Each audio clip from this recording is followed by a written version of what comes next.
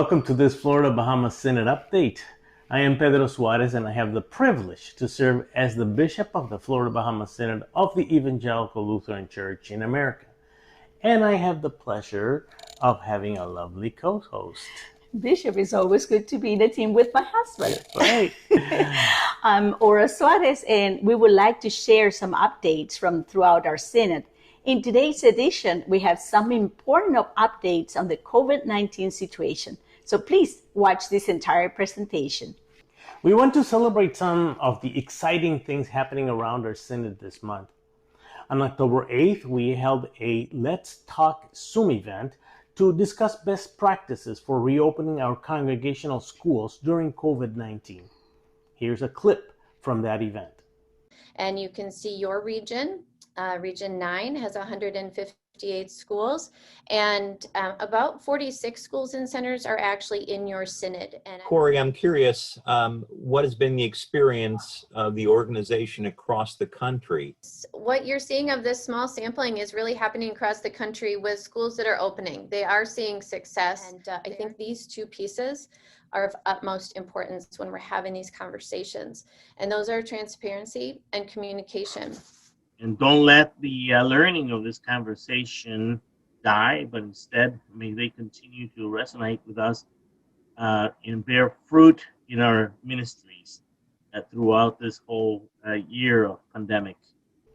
If you would like to watch that meeting, a recorded version is available. Find the link on our Synod website or in this week's edition of our electronic newsletter, eSpirit. We have a wonderful update from Pastor Matthew Chapton on the progress being made at Babcock Ranch. Let's take a look.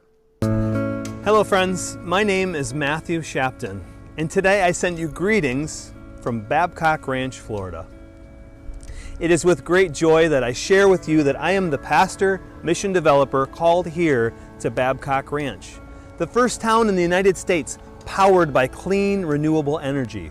The first town powered by the sun, a community that is serious about sustainability.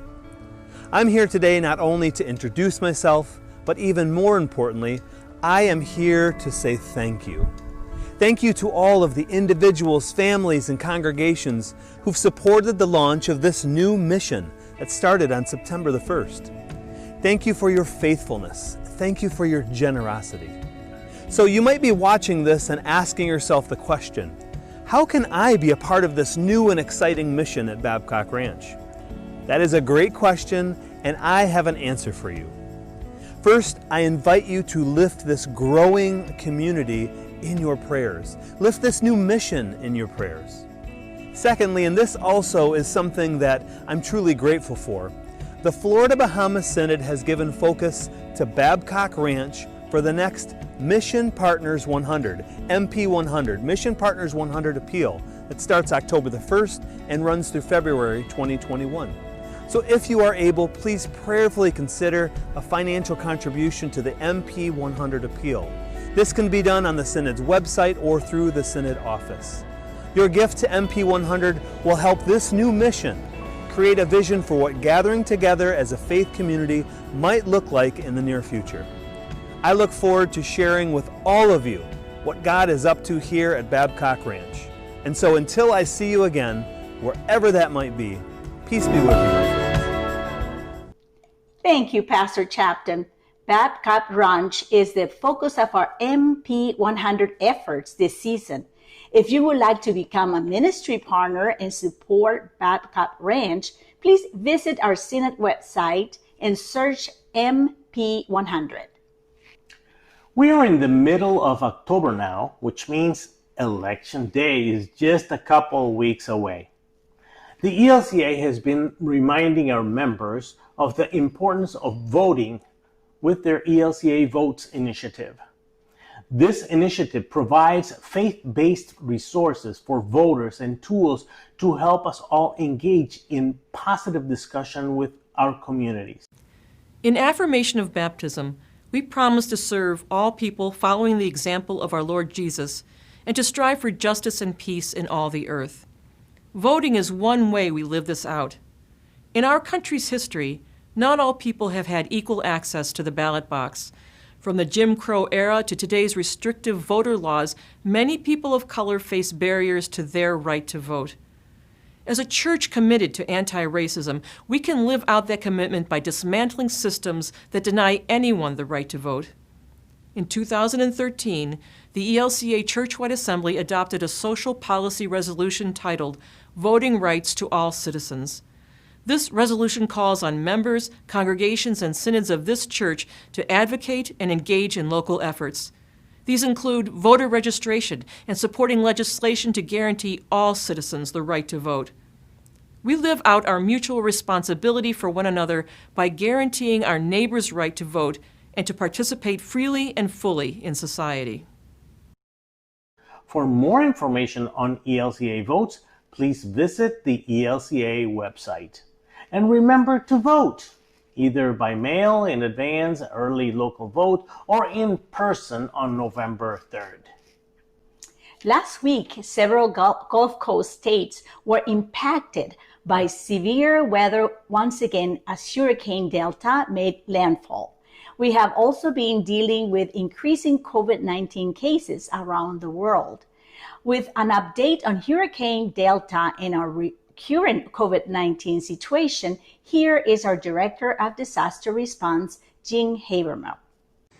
Good afternoon. This is Jim Habermel, Director of Disaster Response for the Florida-Bahamas Synod. I just wanted to provide a quick update. Currently, there are no storms in the Atlantic, which is great news. There are two disturbances in just southeast of the Yucatan Peninsula, but as of now, neither are supposed to affect the U.S. Of course, that's subject to change.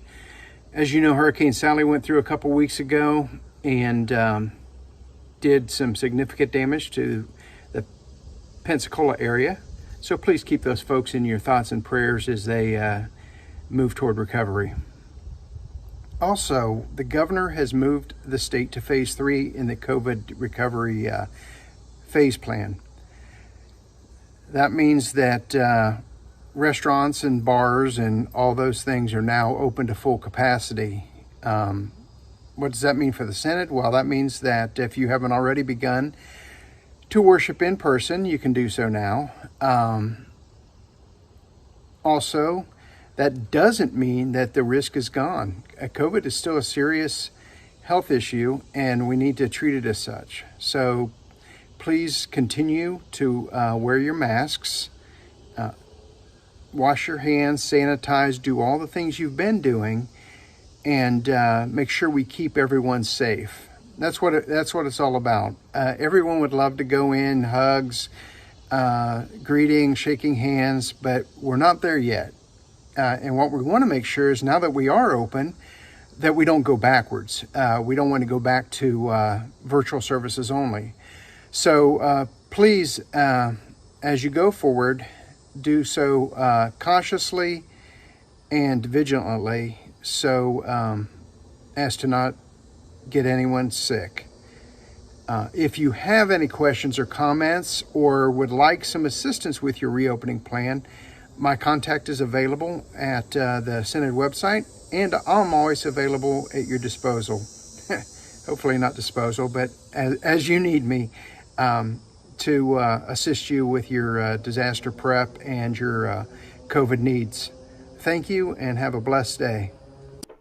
Thank you, Jim. As we continue to navigate this COVID-19 pandemic together, we need to maintain strong communication between our congregations and our Synod. As we mentioned before, COVID cases are on the rise around the world. Many rural areas that escaped the first wave of COVID are now seeing more cases. It is still extremely important to protect yourself and your congregation from COVID. You know, Oda, we have received reports of COVID-19 in our own congregations here in the Florida-Bahamas Synod. It is very unlikely that these folks contracted COVID while attending worship, but unfortunately, those who also attended worship are now at risk. Please continue to practice social distancing, wear your masks when in public, wash and sanitize your hands frequently, and most importantly, Stay home if you feel sick or if you believe you may have been exposed to COVID-19. If a member of your congregation is diagnosed with COVID-19, there are several important steps you must take. Please visit the COVID-19 resources page on our website to see the CDC recommendations for responding to a COVID case. Please be sure to notify the Synod office immediately so that we may pray for you and prepare to assist you. And if you need any help developing a COVID response plan ahead of time, please contact our Director of Disaster Response, Jean Habermel. Ahora, and just like this, we've come to the end of this Synod update. We would like to know how this has been helpful to you all. Therefore, we appreciate a comment below or an email if you want privacy. It is very important to know we are connecting during these pandemic times. Please don't forget to send us your stories of faith in action, whether with pictures or videos. Our communication specialist, Marina Ernst, is ready to receive them via email, and her address is marinae@fbsynod.org. Until next time, may God continue to guide your ways. Goodbye.